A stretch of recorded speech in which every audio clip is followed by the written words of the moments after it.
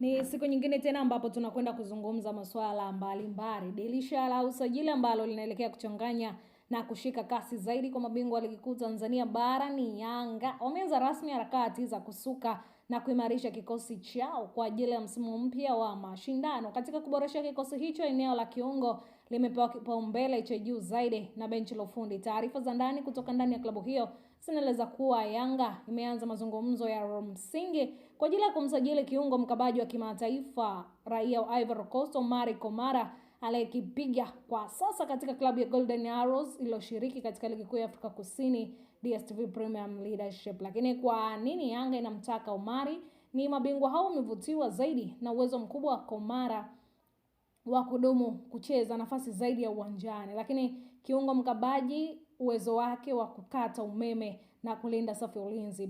Beki wakati anamudu vyema kucheza kama beki wakati anapohitajika. Uwezo huu umebadilika kulingana na mfumo upatikanaji wa mchezaji unaotajwa kuwa sababu kuu inayovutia kocha na benchi la ufundi la Yanga. Hii itawasaidia sana kupunguza pressure ya ratiba ngumu inayowakabili msimu ujao. Hapo watakuwa wakishiriki mashindano ya ndani pamoja na klabu bingwa ya Afrika. Lakini chanzo cha kuaminika kutoka ndani ya Yanga kimefichua klabu hiyo kuwa ipo kwenye mpango wa kupongeza viungo wawili wapya katika dirisha la usajili. Lengo kuu ni kuongeza ushindani wa namba na kumpa kocha chaguo pana na kikosi pindi timu inapokabiliwa na majeruhi au kadi nyekundu. Endapo mazungumzo hayo yatakamilika na pande zote mbili kufikia makubaliano, Komara atakuwa miongoni mwa agizo jipya na muhimu litakaloimarisha kikosi cha wananchi kuelekea msimu mpya wa ushindani. Hii ni Gift Online TV, endelea kusubscribe, kushare, kulike pamoja na kucomment ili uzidi kupata